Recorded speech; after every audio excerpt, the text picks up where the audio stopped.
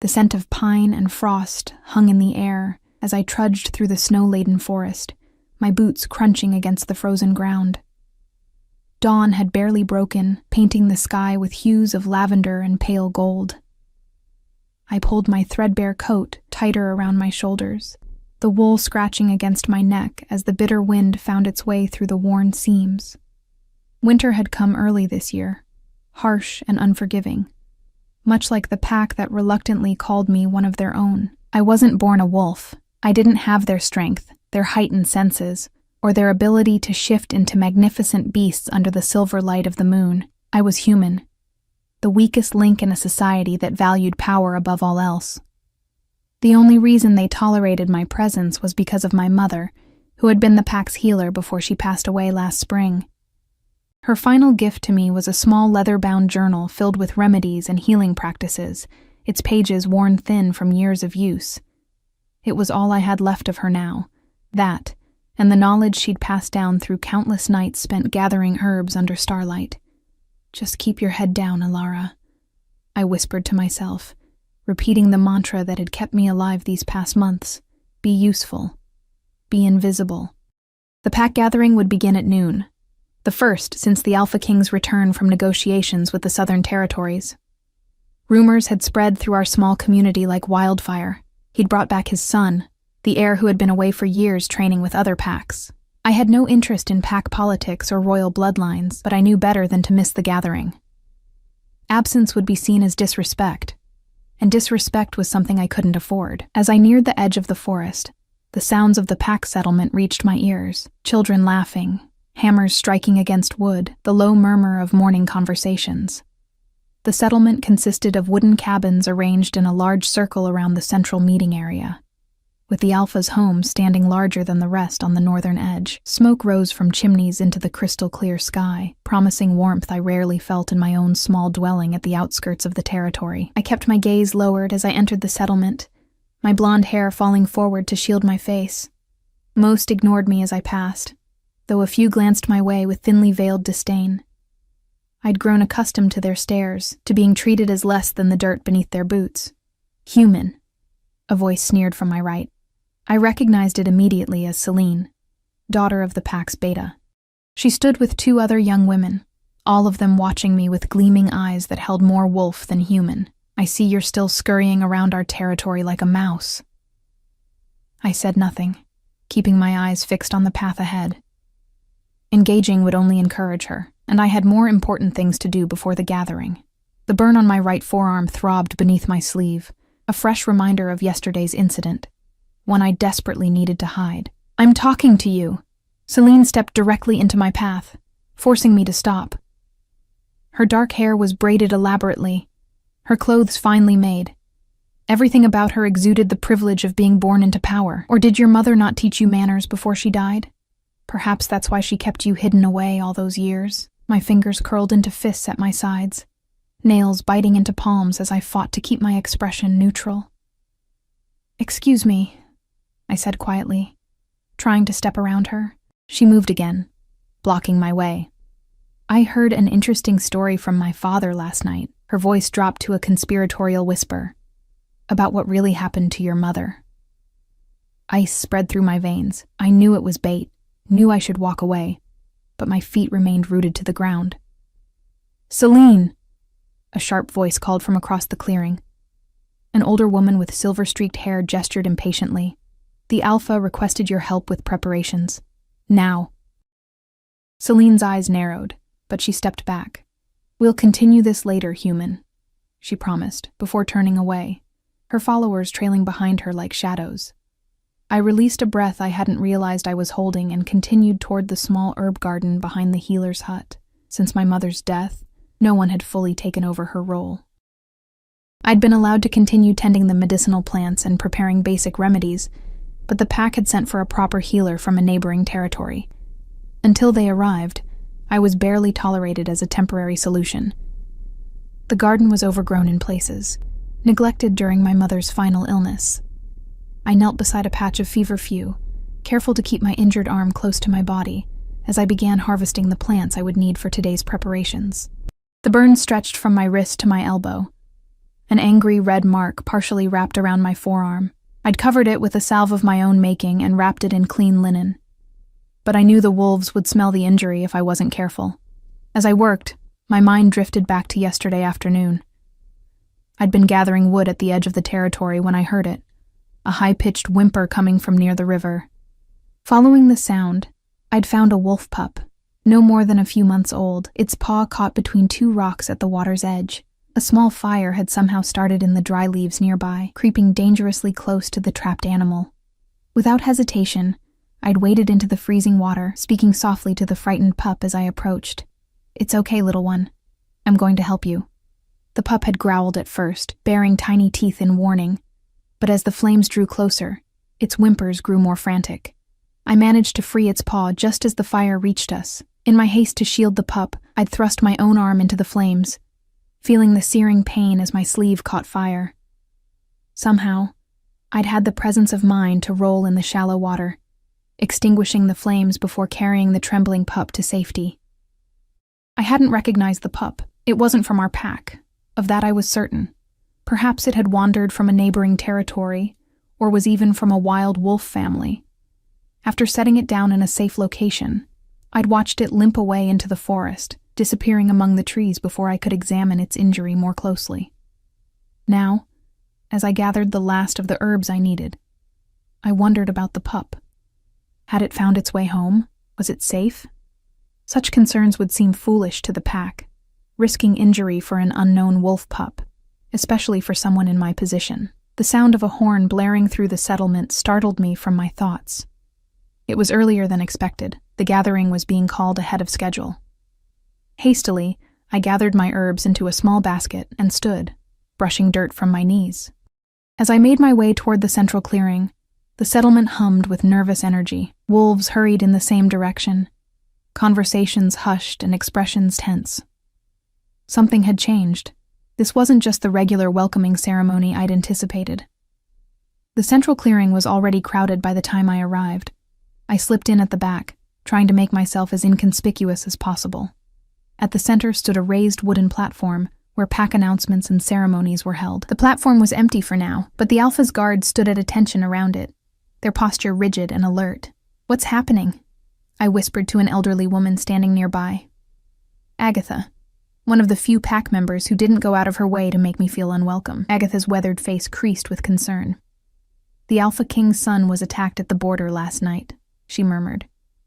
"Some say it was rogues from the northern packs." My heart skipped a beat. "Is he alive?" "Yes, but injured." Her eyes narrowed as she studied my face. "You're pale, child. Are you unwell?" Before I could respond, a hush fell over the crowd as the Alpha King emerged onto the platform. Even from a distance, his presence was overwhelming. Tall and broad-shouldered, with streaks of silver in his dark hair and beard. Power radiated from him in almost tangible waves, commanding respect and fear in equal measure. "My people." His voice carried effortlessly across the clearing without him having to raise it. "As many of you have heard, my son returned to our territory yesterday. What should have been a joyous homecoming was marred by an attack at our borders." Murmurs rippled through the crowd, quickly silenced by a single look from their leader. "The culprits remain unknown, but this act will not go unpunished." His hands gripped the wooden railing, knuckles white with controlled rage.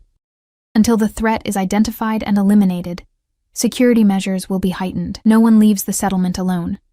And all hunting parties must include at least one member of my personal guard." As he continued outlining the new restrictions, I became aware of a prickling sensation at the back of my neck, the unmistakable feeling of being watched.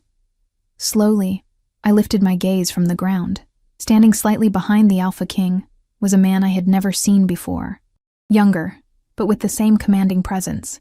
This had to be the son, the heir who had been injured, but he didn't look injured.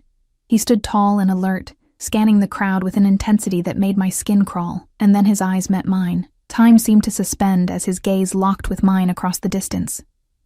There was something in that look, recognition, confusion, a question I couldn't decipher. I forced myself to look away, heart hammering against my ribs as panic bloomed in my chest.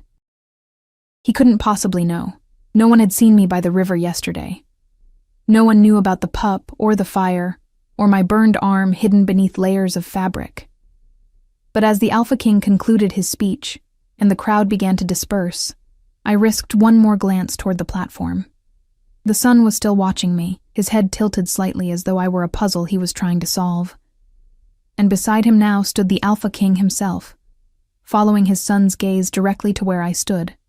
As I turned to flee, the sleeve of my coat caught on a protruding nail from a nearby post. I heard the fabric tear, felt the bandage beneath shift, and caught the sudden flaring of nostrils from both royal wolves as the scent of my burned flesh finally reached them through the crowd. In that moment, I knew my carefully constructed invisibility had shattered. I had been seen. I slipped away from the gathering with my head down, and my injured arm pressed tightly against my side, weaving through the dispersing crowd as quickly as I dared without drawing more attention. My heart thundered in my chest, each beat a reminder of those penetrating eyes that had found me, and what they might have seen.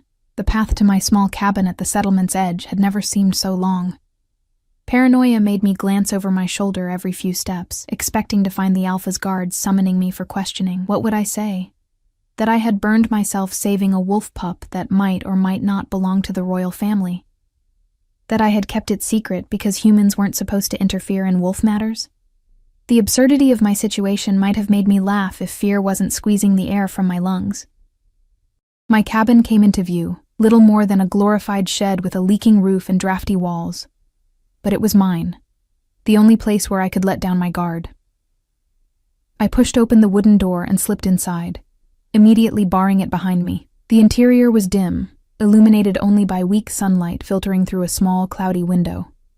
It held few possessions: a narrow bed, a rickety table, my mother's trunk containing her clothes and the few belongings I'd inherited, and shelves lined with jars of dried herbs and tinctures. I sank onto the edge of my bed, finally allowing myself to examine my injured arm.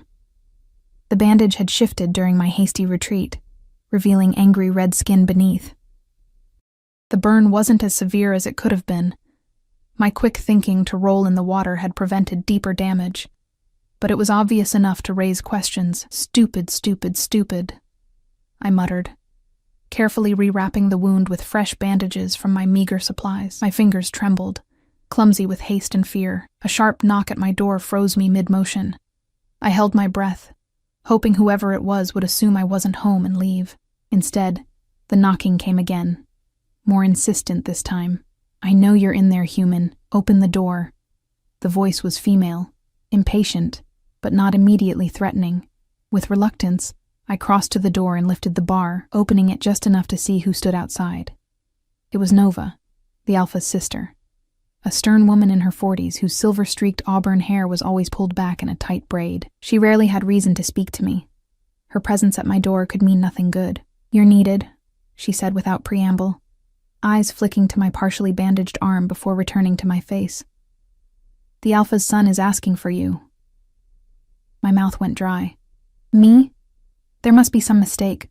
I'm not. You're the closest thing to a healer we have until Thalia arrives from the east." Nova cut me off. "He specifically requested your assistance. Now."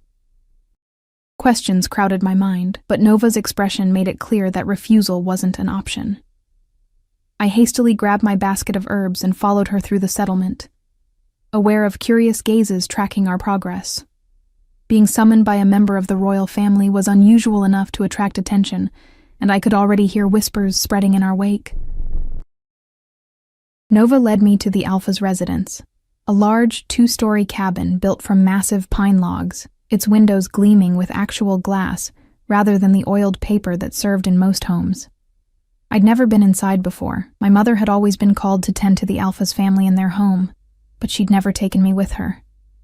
2 guards flanked the entrance, their expressions impassive as Nova nodded for them to let us pass. Inside, the air was warm and fragrant with pine and something else, a musky, wild scent that made the hair on the back of my neck stand up. Wolf scent, stronger here than anywhere else in the settlement. We climbed a wide staircase to the 2nd floor, then proceeded down a hallway lined with closed doors. Nova stopped at the last one and knocked once before pushing it open without waiting for a response. "I've brought the human girl, as requested," she announced, stepping aside to let me enter. The room was spacious, dominated by a large bed near a window that overlooked the forest. A fire crackled in a stone hearth, casting flickering shadows across the walls. And there, seated in a chair beside the fire rather than lying in the bed as I'd expected, was the Alpha's son. Up close, he was even more intimidating than he had appeared from a distance. Tall and powerfully built, with the same dark hair as his father, but eyes that were a startling amber rather than the Alpha's deep brown. Those eyes fixed on me now with unsettling intensity, tracking my every movement as I hesitantly stepped into the room. "Leave us," he said to Nova, his voice deeper than I'd anticipated. Nova frowned. "Ryder, your father would not approve. Leave us," he repeated, a subtle growl underlying the words this time. "I'll call if I need assistance." With obvious reluctance, Nova withdrew, closing the door behind her. The sound seemed to echo in the sudden silence, leaving me alone with a predator who watched me as though I were prey.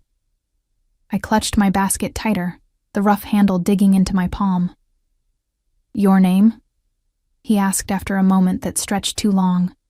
"Elara," I responded, my voice barely above a whisper. Then, remembering my place, I added, "My lord." A faint smile curved his mouth, though it didn't reach his eyes. "Not my lord. Just Ryder will suffice." He gestured to a chair opposite his own. "Sit." I perched on the edge of the chair, ready to flee at the first sign of danger despite knowing I would never outrun a wolf, let alone the Alpha's son. Up close, I could see no obvious injuries on him, no bandages, no visible wounds, nothing to suggest the attack his father had mentioned. "They say you're a healer," Ryder said, studying me with unnerving focus. "My mother was the healer," I corrected carefully. "I only know what she taught me. Yet you were gathering herbs this morning. For what purpose?" I shifted uncomfortably under his scrutiny. "Just maintaining the stores until the new healer arrives." Ryder leaned forward slightly, and I had to fight the urge to recoil. "Show me your arm." My breath caught in my throat. I don't, your arm," he repeated, voice softening but somehow becoming more dangerous for it. "The one you've been hiding since the gathering. Show me." With trembling fingers, I pushed up my sleeve and unwrapped the bandage, revealing the burn in all its angry red glory. Ryder's eyes darkened as he took in the extent of the injury, his nostrils flaring slightly as he caught the scent. "How did this happen?" he asked, though something in his tone suggested he already knew the answer. I swallowed hard, weighing my options.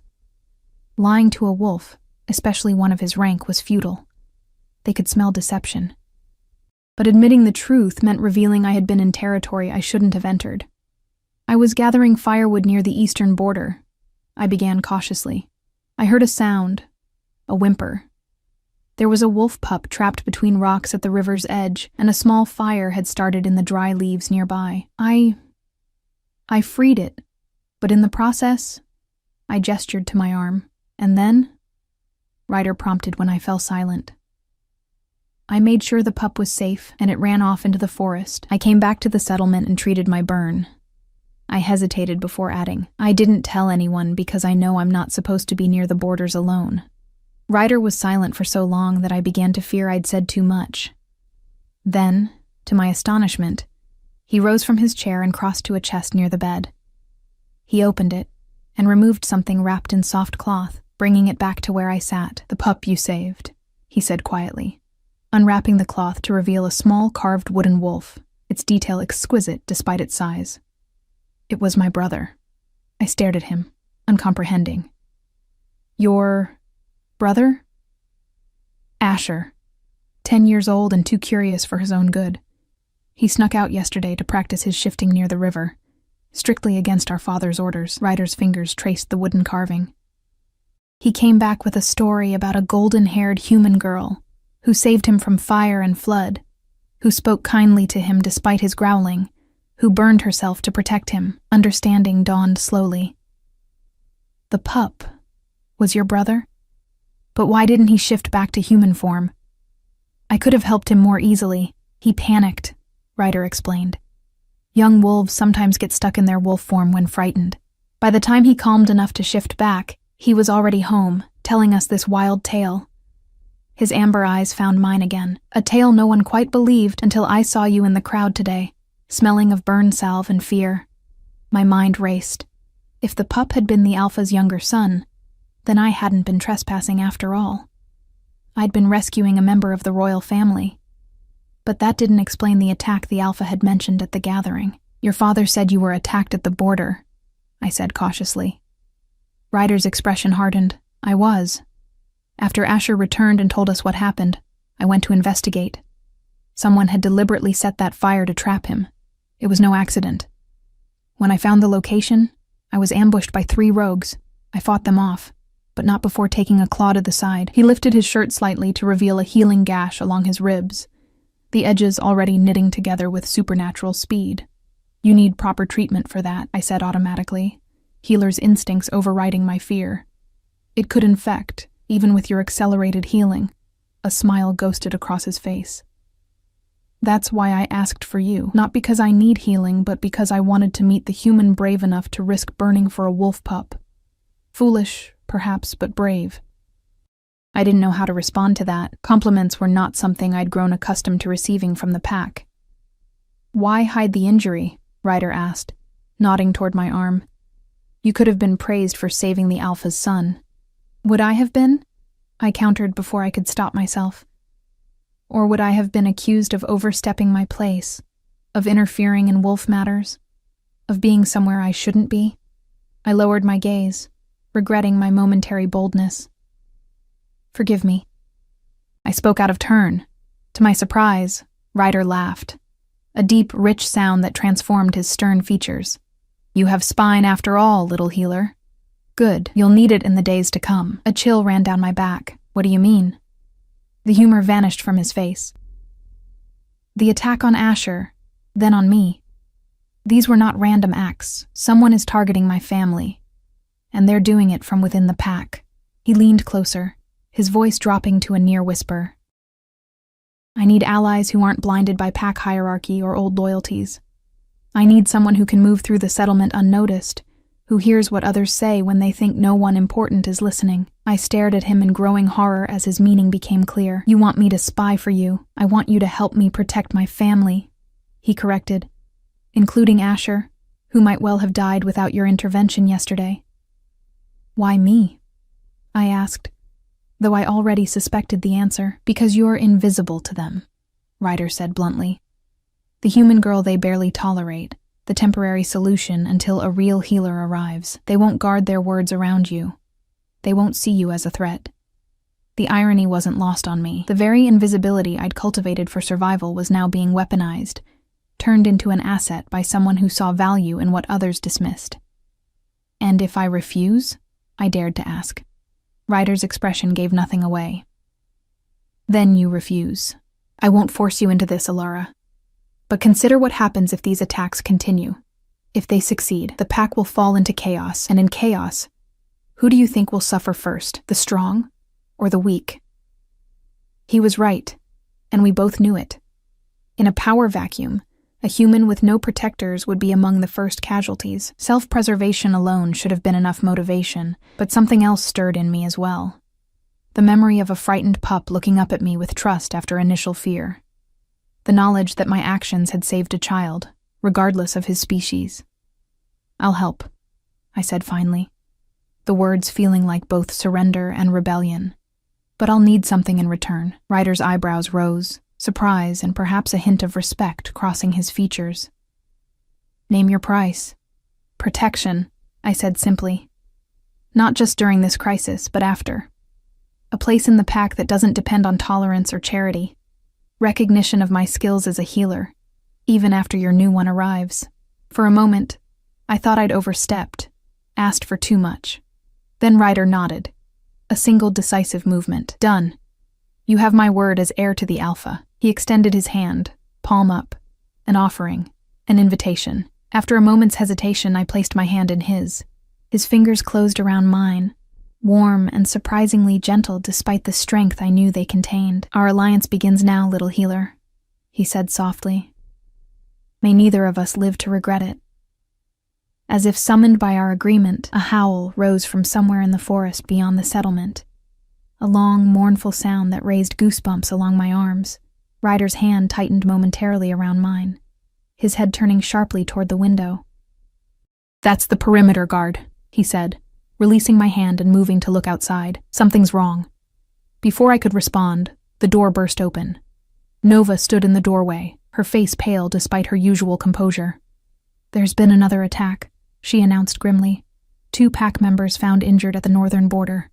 Her gaze flicked briefly to me, then back to Ryder, and a message, written in their blood. It says, "The human girl next." The cabin walls seemed to close in around me as Nova's words hung in the air.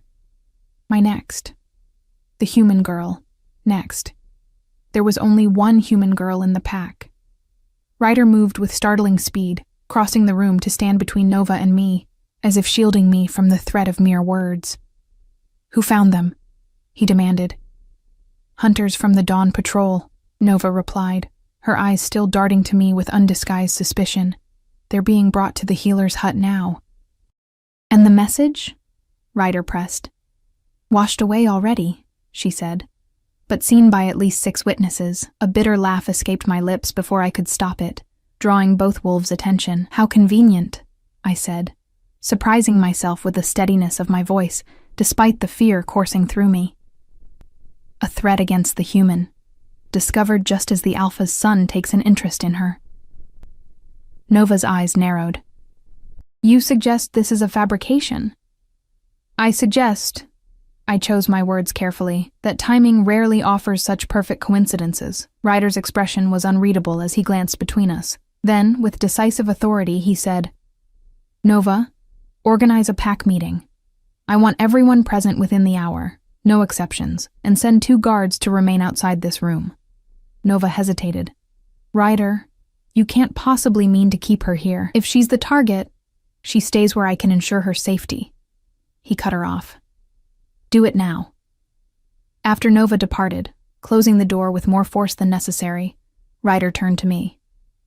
"You think this threat is a ruse?" "I think," I said slowly, "that someone doesn't want me helping you.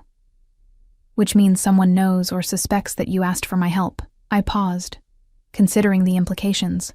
The only people who knew I was coming here were Nova and the guards at the door. Ryder paced the length of the room, energy vibrating off him like heat from a flame. "Or someone watching the settlement saw Nova escort you here and made assumptions." "Either way," I said, "they've achieved their goal. Now everyone will be watching me, suspicious of me. I won't be invisible anymore. I'll be worse than invisible. I'll be visible as a threat." Ryder stopped pacing. "No," he said firmly. "They've made a mistake. By naming you directly, they've forced me to protect you openly. If you die now, all suspicion falls on whoever opposed that protection." My hands trembled slightly as I tucked my injured arm against my chest. "That's assuming your protection means anything to them. If they're bold enough to attack the Alpha's sons, why would they fear targeting his human charity case?" His eyes flashed, something wild and dangerous stirring behind them. "Because I won't be offering you charity," he said quietly. "I'll be claiming you." Blood drained from my face as his meaning registered. "Claiming? As what, exactly?" "As mine," he said simply. "Under pack law, an Alpha or his heir can claim any unmated pack member for protection. It's an ancient custom, rarely invoked these days, but legally binding." "I'm not pack," I reminded him, my voice barely above a whisper. "You are, if I say you are." The certainty in his voice left no room for argument. "The law doesn't specify wolf or human, only pack member. Your mother was given that status when she became our healer. You inherited it." My mind raced, trying to process what he was suggesting. "Won't that make me more of a target?" "It will make you untouchable," Ryder countered. "To harm what belongs to the Alpha heir is treason, punishable by death. Even questioning your place would be challenging my authority. Belongs to." The words sent an uncomfortable shiver through me. "And what exactly does this claiming entail?" I asked, forcing myself to meet his gaze. Something softened in his expression. "Nothing you don't consent to, Alara. It's protection, not ownership. You'd move to the Alpha house, where guards are always present. You'd continue your work as a healer, but under my direct protection. And when this threat is eliminated, what then? Then our arrangement would end, if you wished it to. He moved closer, stopping just short of invading my personal space. But you'd retain your place in the pack. I gave my word, remember? A knock at the door interrupted us. Ryder called for the visitor to enter, and a young guard appeared, looking nervous. "The injured hunters, sir," he reported. "They're asking for the human healer. They won't let anyone else tend their wounds." Ryder and I exchanged a glance. This was unexpected and suspicious. "Tell them," Ryder began, but I cut him off. "I'll go," I said, rising from my chair. When Ryder started to protest, I added, "If someone is trying to manipulate events, let's see what game they're playing. Besides, they're injured. Whatever else is happening, I took an oath as a healer. I'm coming with you," Ryder said, his tone brooking no argument. The healer's hut was crowded when we arrived. 2 men lay on pallets, their clothing torn and bloody. I recognized them vaguely, Finn and Damon, brothers who usually ran patrol on the eastern border. Both were conscious, watching the door with strange intensity that sharpened when I entered with Ryder close behind me. "Leave us," Finn said immediately, addressing the small crowd of onlookers. "We'll speak only to the healer." "And I'll remain with the healer," Ryder countered, his voice carrying the unmistakable command of authority. A tense silence followed, broken only when Damon, the younger brother, grunted in pain. "Fine," Finn relented. "But only you." As the others filed out, I approached the wounded wolves, my healer's instincts taking over. Their injuries were real. Deep gashes across Finn's chest and along Damon's leg, still seeping blood despite the crude bandages someone had applied. But something felt wrong about the wounds. "What attacked you?" I asked, carefully removing Finn's bandages to examine the damage. "Rogues," he replied, wincing. 3 of them, near the northern ridge. They came out of nowhere. I reached for fresh bandages and my jar of healing salve. The wounds were clean-edged, more like knife cuts than claw marks. "These don't look like typical wolf injuries," I observed, keeping my voice neutral. Finn's eyes narrowed. "Are you questioning our story, human?" "She's questioning your wounds," Ryder interjected coolly, "as would I. Those are blade injuries, not claws or teeth." "They had weapons," Damon said quickly. Too quickly. "Crude knives made from bone." I spread my salve over Finn's chest, watching his reaction carefully. He flinched away from my touch with more disgust than pain, confirming what I'd begun to suspect. "You said there was a message," I prompted. "About me." The brothers exchanged a glance I couldn't interpret. "Written in the dirt beside us," Finn said. "The human girl next." "Interesting that rogues would know about me at all," I mused, moving to treat Damon's leg. "Or care enough to target me specifically." "Maybe they've been watching," Damon suggested, his tone falsely casual. "Learning who's who in the pack, maybe," Ryder said, his posture deceptively relaxed, though I could feel tension radiating from him. "Or maybe this is all an elaborate performance."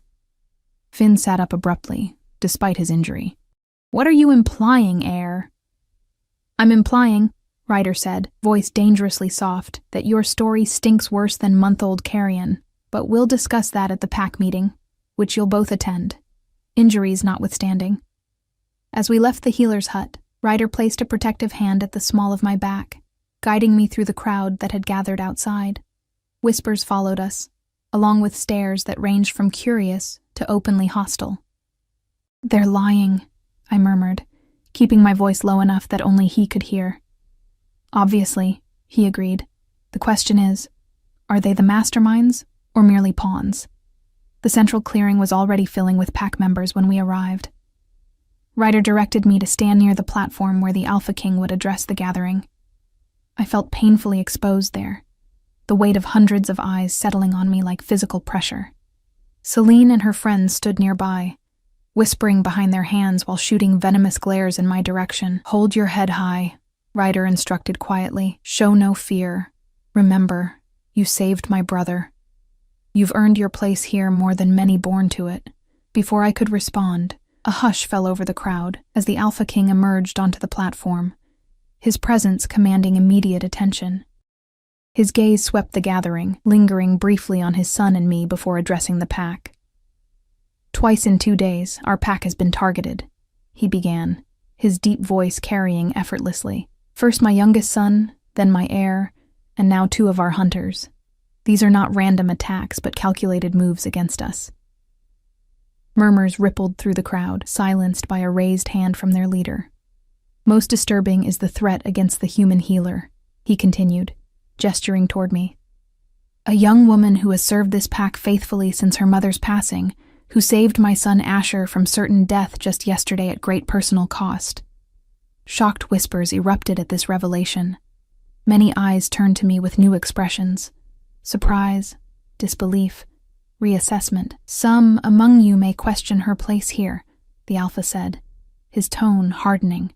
"Let me be clear. She has earned her right to call this pack home through actions that demonstrate more courage and loyalty than I've seen from some born with the wolf in their blood." My chest tightened at his unexpected defense. Beside me, Ryder stood a little straighter, a subtle smile playing at the corner of his mouth. "To ensure her safety," the Alpha continued, "my son Ryder has invoked the ancient right of claiming. From this moment forward, Ilara stands under his direct protection. Any threat to her is a threat to the royal bloodline itself. Any hand raised against her will be severed at the wrist." The declaration landed like a thunderclap. Gasps and outraged mutters rippled through the gathering, Celine's face contorted with fury, while Nova watched with unreadable eyes from beside the platform. "This is outrageous," a voice called from the crowd. Owen, one of the pack elders, pushed his way forward. "A human cannot be claimed by the heir. It dilutes the bloodline, threatens our very way of life. The law speaks only of pack members," the Alpha countered calmly. "Her mother was pack. She is pack." "Then I challenge the claim," another voice shouted. Finn had arrived, supported by his brother, his chest now properly bandaged, but his face twisted with disdain. "I invoke the challenger's right." Ryder stepped forward, placing himself slightly in front of me. "On what grounds?" he demanded. "On grounds that a claim must be genuine," Finn spat. "You don't want this human. You're using an ancient law as a shield. Prove the claim is real, or relinquish it." The Alpha's expression darkened. "You overstep, Finn." "I invoke pack law," Finn insisted. "A claim must be sealed with blood and bond within 3 days, or it is void. If the heir truly wants this human, let him prove it according to our traditions." The silence that followed was deafening. I didn't understand what was happening, but the tension crackling through the air told me it was significant. "I accept the challenge," Ryder said finally, his voice steady, but with an undercurrent of something I couldn't identify. "The claiming will be sealed at the full moon ceremony, 2 nights hence." The Alpha nodded once, a gesture of finality. "So be it. Until then, the human remains under royal protection in the Alpha House." His gaze hardened as he surveyed the gathering. "This meeting is concluded. Return to your duties, but know that I will find whoever threatens my family, and they will face justice swifter and harsher than they can imagine." As the crowd began to disperse, Ryder turned to me, his expression grave. "Come," he said quietly. "We need to talk." "What just happened?" I asked, hurrying to keep pace with his longer strides as he led me toward the Alpha House. "What does sealing a claim mean?" Ryder's jaw tightened. "It means Finn just forced my hand. And yours." He glanced down at me, conflict evident in his amber eyes. "The traditional sealing of a claim is a blood bond, performed before the pack during the full moon ceremony." "A blood bond?" My voice sounded small even to my own ears. "A ritual that binds us together in the eyes of the pack," he explained. "Normally performed between mates." The word hung between us, its implications stealing the breath from my lungs. "Mates," I repeated faintly. "But we're not." "You don't." "No," he agreed, his voice gentle, despite the storm I could see brewing behind his eyes. "We're not. But if we want to maintain the protection of the claim, we'll have to convince the pack that we are." The Alpha House felt like another world compared to my humble cabin. As Ryder led me through corridors lined with intricate tapestries and wooden carvings depicting wolf legends, I struggled to absorb the reality of my situation. 2 days ago, I had been invisible, a shadow at the edges of pack life. Now I stood at its center, caught in a dangerous game with rules I barely understood. Ryder brought me to a room on the 2nd floor. A guest chamber, he explained, that would be mine during my stay. It was larger than my entire cabin, with a real bed covered in furs, a fireplace already crackling with warmth, and a window overlooking the forest. A small adjoining room held a copper bathtub and washing area, luxuries I had never expected to enjoy. "My father wishes to speak with us," Ryder said, lingering at the doorway, "but I thought you might want a moment to adjust." I stood in the center of the room, feeling wildly out of place in my threadbare clothes and muddy boots. "Adjust," I echoed hollowly. "To becoming the mate of the Alpha's heir in 2 days' time?" Ryder's expression tightened. "It won't come to that, Alara. We'll find who's behind these attacks before the ceremony. And if we don't?" I challenged, fear making my voice sharper than intended. He hesitated before answering. "Then we'll face that when it comes. But know this. I won't force you into anything. Claim or no claim, the choice will always be yours." The sincerity in his voice should have been reassuring, but it only underscored the impossibility of our situation. If I refused the blood bond, I would lose his protection when I needed it most. If I accepted it, I would be binding myself to a wolf prince in a ceremony I didn't understand, with consequences I couldn't foresee.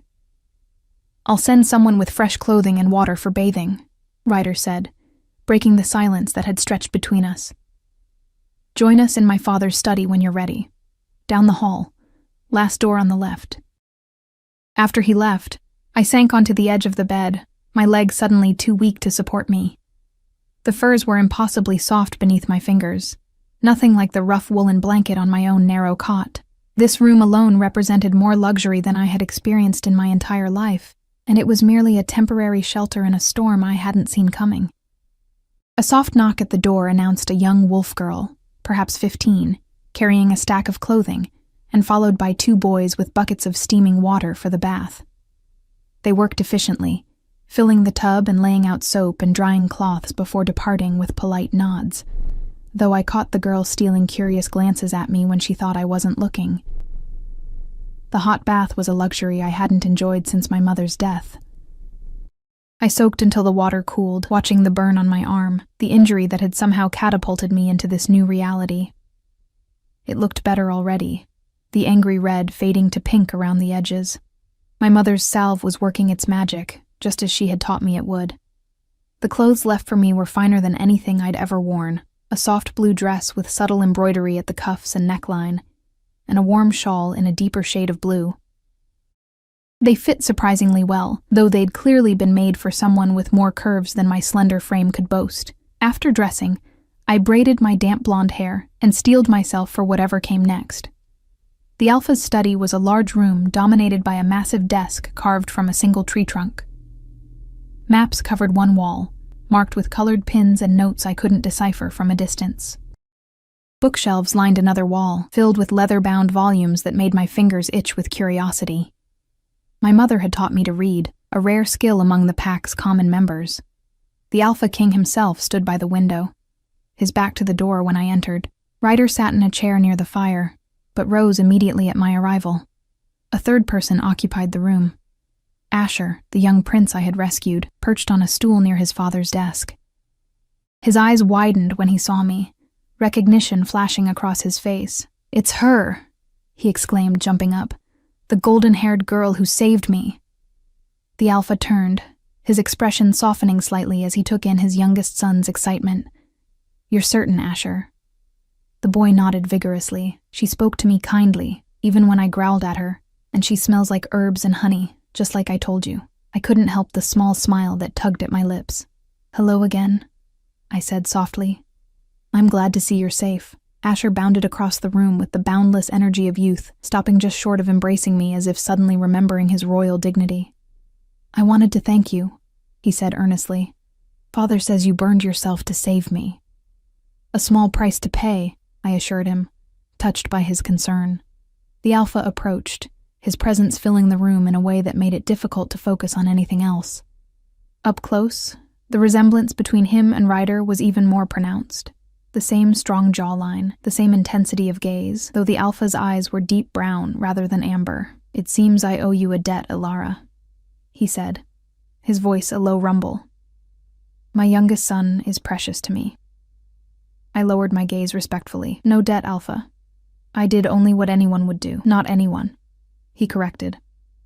"Few would risk themselves for a wolf pup, especially a human with reason to fear our kind." He gestured for me to sit, taking his own seat behind the desk.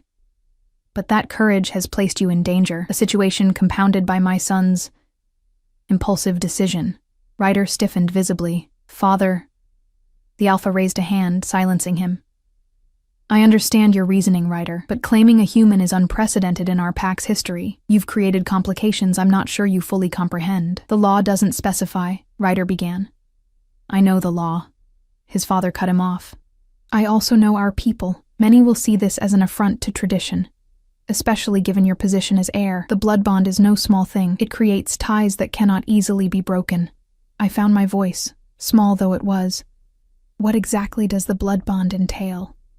The Alpha's gaze shifted to me, something like respect flickering in his expression at my direct question. "The ritual itself is simple enough. Blood shared between the claiming wolf and the claimed, witnessed by the pack under the full moon. But its meaning runs deeper. It creates a connection, not a true mate bond, but similar in some ways. You would be able to sense each other's emotions, perhaps even communicate without words when in close proximity." My heart raced at this revelation. "And this bond, it's permanent?" "Not necessarily," the Alpha said carefully, "but severing it can be painful for both parties." Ryder leaned forward, his expression intense. "Father, we don't have to worry about severing anything if we find who's behind these attacks before the ceremony. That's where we should focus our efforts." The Alpha nodded slowly. "Agreed. What have you learned so far?" As Ryder recounted our suspicions about Finn and Damon's supposedly accidental discovery of the threatening message, I found my attention drawn to Asher. The young prince was uncharacteristically quiet, his expression troubled as he listened to his brother's account. "Asher," I said gently during a pause in the conversation, "when you were trapped by the river, did you see who started the fire?" All eyes turned to the boy, who squirmed uncomfortably under the sudden attention. I don't know," he admitted. "I was practicing shifting like Ryder taught me, and I got stuck in wolf form when my paw was caught.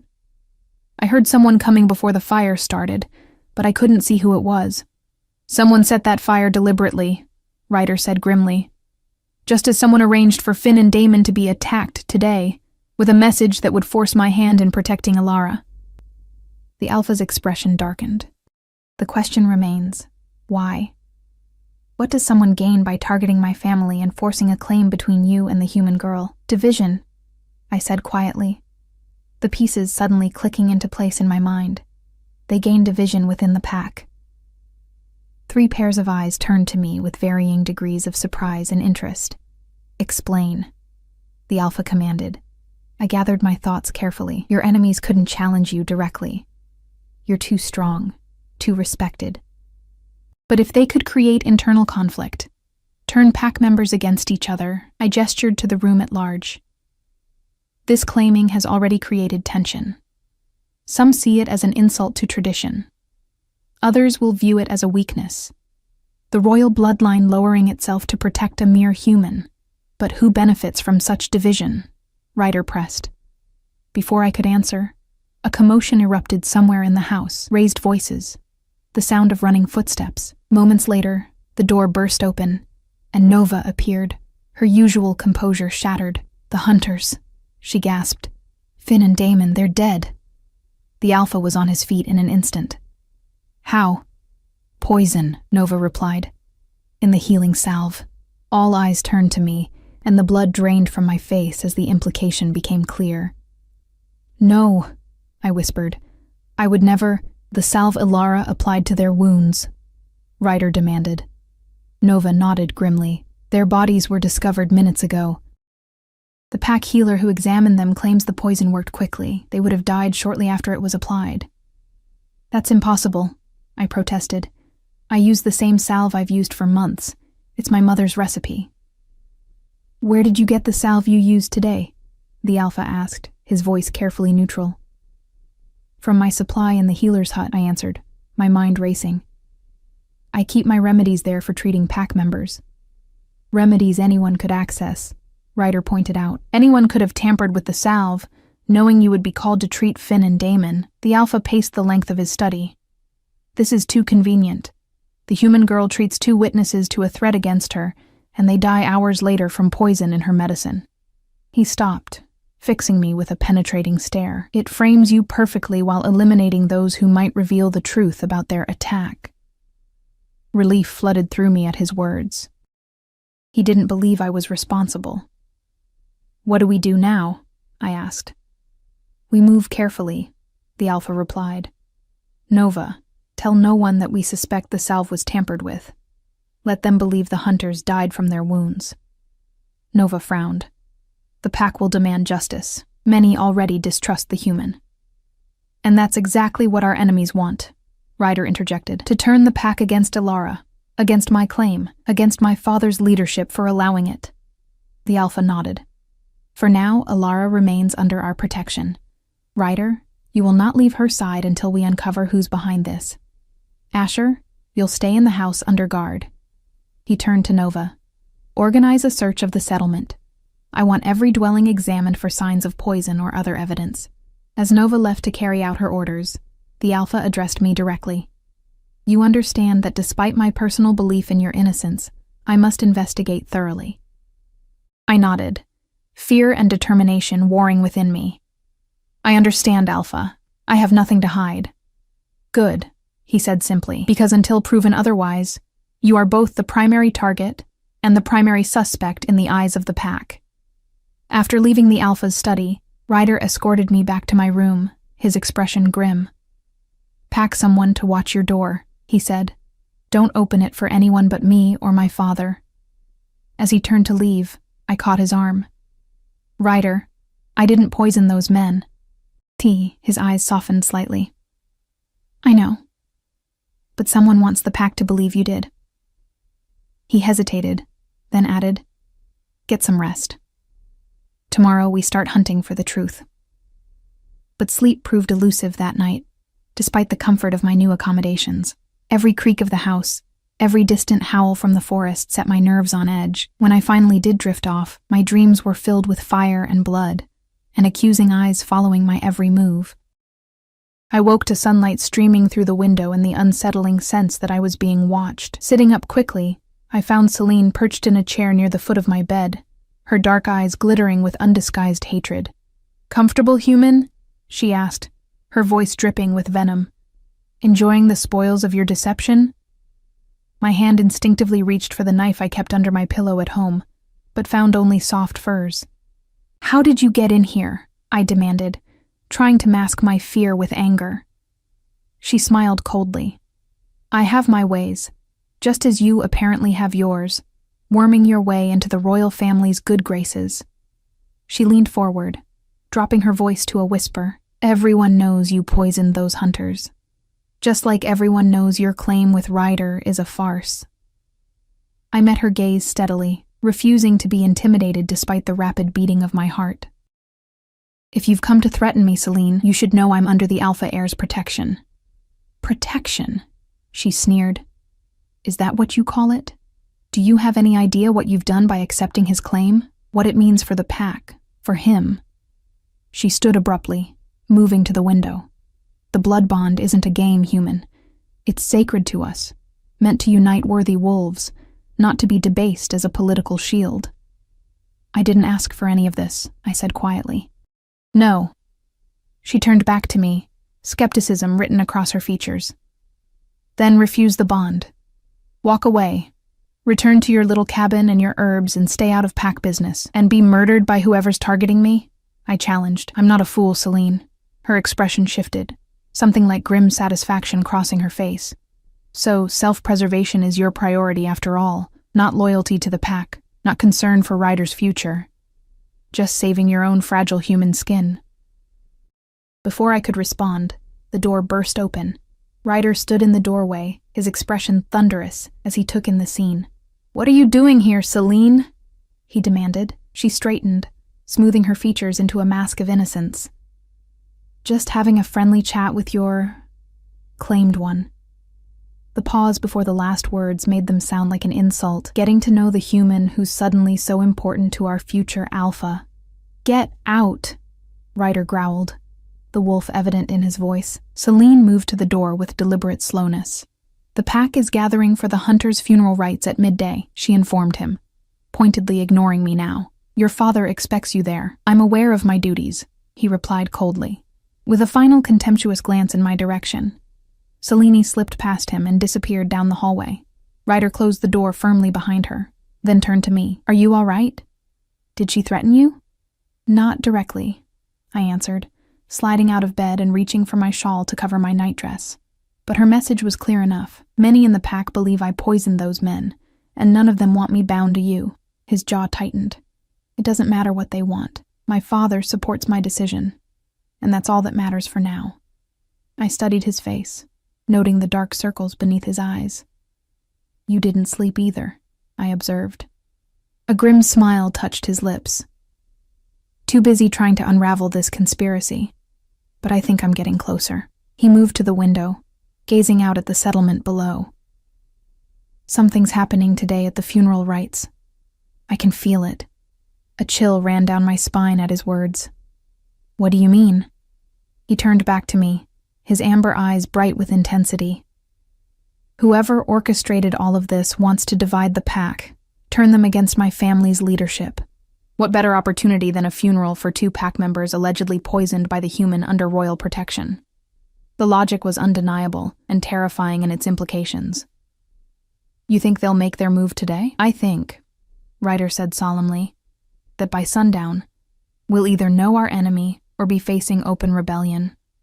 Either way, stay close to me. No matter what happens, what you hear or see, trust no one but me and my father. As he spoke, distant howls rose from the settlement below, the beginning of the funeral rites for 2 wolves whose deaths had been orchestrated to frame me. 2 pawns, sacrificed in a game whose true purpose remained hidden, but whose consequences were about to engulf us all. The funeral rites were held in a clearing at the edge of the settlement, where the trees opened to reveal a view of the snow-capped mountains beyond. 2 wooden pyres had been constructed, the bodies of Finn and Damon laid upon them with ceremonial care. I stood slightly behind Ryder, my presence drawing hostile glares from many in the gathered pack. The Alpha King presided over the ceremony, his deep voice carrying across the hushed crowd as he spoke of loyalty and sacrifice. Beside me, Ryder remained vigilant, his eyes constantly scanning the gathering. I followed his gaze, noting Celine standing with her father, the pack beta, their expressions appropriately solemn.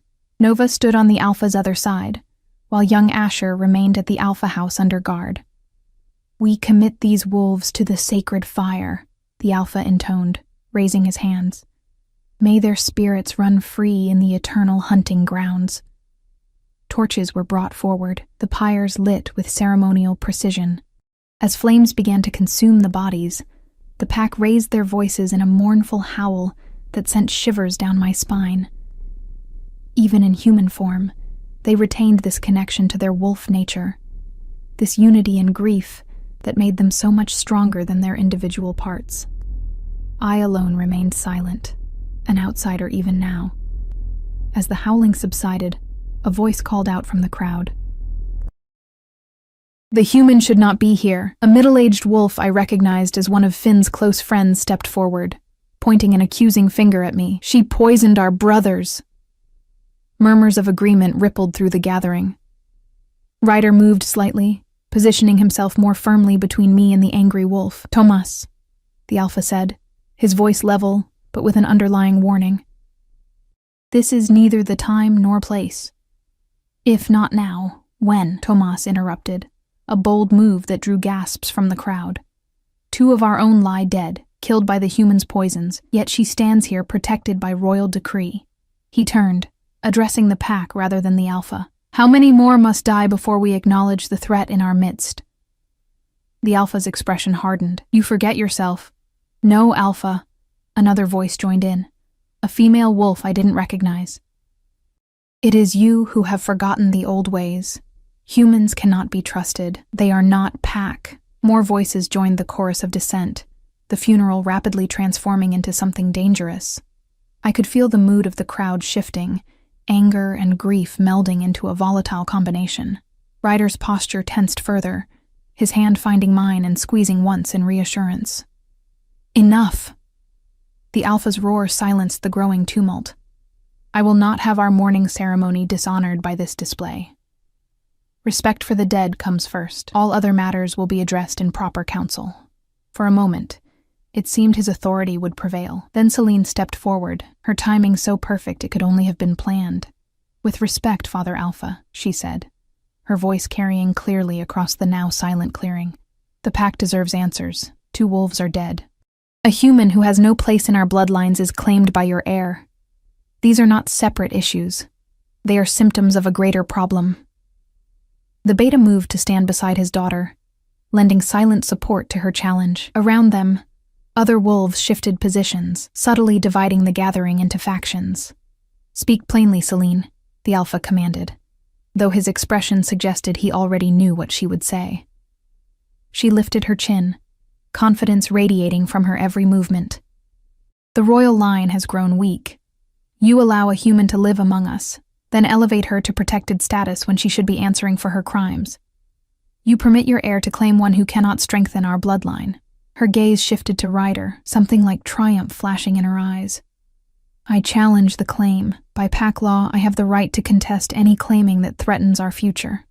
The shock that rippled through the crowd was palpable. A claiming challenge was rare enough, but for a female to issue, it was unprecedented. Beside me, Ryder had gone completely still, his face unreadable. "On what grounds?" the Alpha demanded, though the question seemed merely procedural.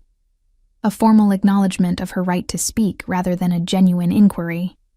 "On grounds of bloodline preservation," Celine replied without hesitation. "Ryder is heir to the Alpha throne. His claiming should strengthen the pack, not dilute it with human weakness. I offer myself as an alternative claim, pure bloodline, daughter of the Beta, strong enough to bear worthy heirs." My breath caught in my throat as her true ambition became clear. This wasn't just about me, it was about power. Celine wanted to be the Alpha female, to rule alongside Ryder or whoever took his place. The Alpha's gaze shifted to his son. "The challenge has been issued according to pack law. As the claimed one, Ryder must respond." All eyes turned to Ryder, who finally moved, stepping forward to face Celine directly. The tension between them crackled like the flames consuming the funeral pyres. "I decline your challenge," he said simply. Gasps and murmurs erupted from the crowd. Celine's triumphant expression faltered, confusion flickering across her features. "You cannot decline. Pack law demands. Pack law gives me the right to decline any challenge to my claim." Ryder interrupted, his voice carrying the unmistakable authority of his bloodline. "My claim on Alara stands." "This is outrageous," the Beta growled, moving to his daughter's side. "You cannot hide behind technicalities, heir. The pack deserves a strong Alpha pair." "And they will have one," Ryder agreed calmly, "when I choose my mate. But this claim is not about mating. It's about protection. Protection that has been proven necessary by recent events." As he spoke, I noticed a subtle movement at the edge of the clearing, Nova slipping away from the gathering, disappearing into the trees. No one else seemed to notice, all attention focused on the confrontation between Ryder and Celine. "Protection from what?" Celine demanded. "The human murdered 2 pack members. She should be answering for her crimes, not hiding behind your claim. Ilara didn't poison anyone," Ryder stated firmly. "She's being framed, just as my brother was deliberately put in danger, just as I was ambushed at the border." Tomas stepped forward again, his grief transforming to rage. "Convenient excuses. Where's your proof?" "Here." A new voice entered the fray as Nova returned, dragging a struggling figure behind her. With a forceful shove, she pushed the captive to the ground before the Alpha, a young woman I recognized as one of Celine's constant companions. "Tell them what you told me," Nova commanded, her voice hard as steel. The young woman trembled, her eyes darting frantically to Celine, who had gone deathly pale. I don't know what you're talking about." Nova produced a small glass vial from her pocket. "Found hidden in her dwelling, the same poison that killed Finn and Damon. Along with this." She held up a torn piece of paper with writing I couldn't make out from where I stood. The Alpha took the paper, his expression darkening as he read it. "Orders," he said, his voice dangerously quiet. "To contaminate the healing salve in the healer's hut, to ensure the human girl would be blamed." He looked up, his gaze locking on Celine. "Written in your hand, daughter of my beta." Chaos erupted. Celine lunged toward the mountains, attempting to flee, but was quickly restrained by 2 guards. The beta moved to intervene, only to find himself facing the Alpha's imposing form. "Your daughter orchestrated attacks against my sons," the Alpha said, his voice carrying over the tumult. "She sacrificed 2 pack members to frame an innocent. She sought to divide us, to create enough discord to challenge my leadership." His gaze hardened. "And you knew."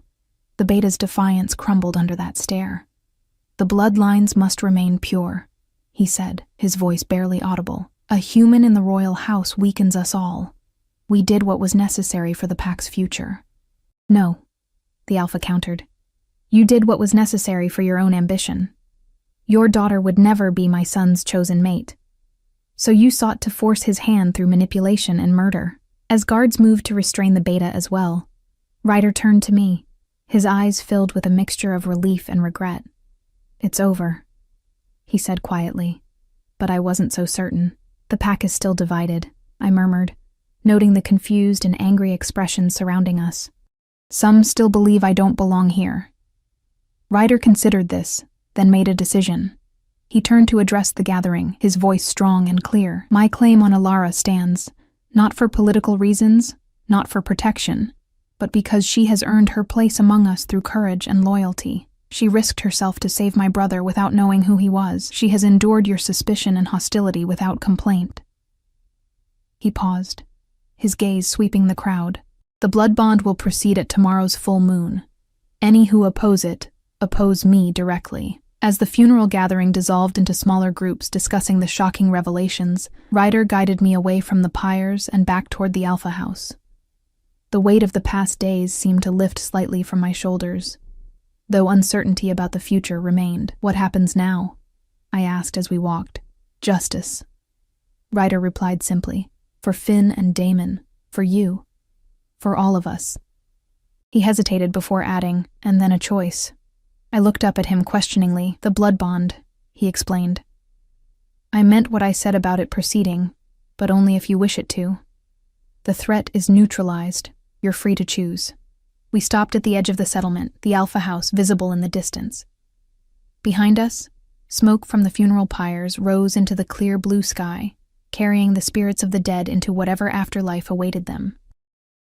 "And if I choose the bond?" I asked, my voice barely above a whisper. "What then?" Ryder turned to face me fully, his amber eyes holding mine with unexpected gentleness. "Then we begin something new, not as human and wolf, not as healer and heir, but as equals bound by choice rather than necessity." In that moment, standing amid the aftermath of conspiracy and violence, I realized something had shifted within me. The burn on my arm, the injury that had started this journey, no longer ached. Like me, it was healing, transforming into something new. "I choose the bond," I said, the words feeling right as they left my lips. Not out of fear or gratitude, but because some choices make themselves clear through fire and pain. Ryder's smile was like the first light of dawn breaking through darkness, tentative but filled with promise. He reached for my hand, his warm fingers entwining with mine as we walked toward our future. A future neither of us could have imagined days before, but which now stretched before us, uncertain but shared. Behind us, the smoke from the funeral pyres continued to rise, carrying away the last vestiges of the old order. Ahead lay the full moon, the blood bond, and a new story waiting to be written, one in which a human girl who had once sought invisibility would stand in the light, visible and valued, her scars no longer hidden, but worn as badges of the courage that had saved not just a wolf pup, but perhaps an entire pack.